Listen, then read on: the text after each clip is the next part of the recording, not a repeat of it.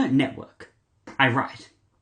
I've always been suspicious of the career dogma that tells us success is mostly about who you know. The idea is repeated so often it starts to feel more like moral instruction. Go to the dinners, get in the right Slack channels, find the insider who can whisper you through the door.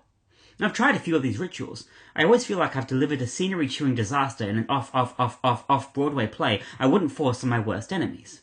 Everyone delivers their lines about passion and collaboration, and everyone applauds each other's performance. But a performance is all it is. I never built much through those rooms, the right rooms. And what changed my life was the slower, and to me more honest, act of writing. When I write, I'm forced to wrestle with my own thinking. I can't hide behind buzzwords or charm. I have to put the words down, line after line, until I've said something that holds up on its own. That discipline has created more opportunities than any networking dinner ever has. An essay, after all, can outlast 1,000 handshakes. Work and hustle culture has a near religious faith in serendipity. People tell stories about chance introductions leading to unicorns and hallway conversations sparking billion-dollar companies. And no doubt, it happens. Not to me, not to you, to someone. But I wonder how many brilliant ideas never see daylight because their creators are too busy chasing rooms, too busy performing for gatekeepers.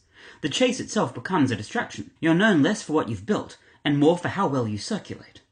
Writing is its own form of networking, only it's scalable. You put your ideas in public and the right people find you. Why do so many of us resist this? Why do we find it easier to make the rounds at a mixer than to sit alone at a desk and write? Maybe because writing exposes us. A blank page has no patience for vagueness. It forces you to know what you mean. We're so often rewarded for sounding confident, even when our ideas are half-baked at best. But writing strips that shield away. You have to be coherent, or you have nothing.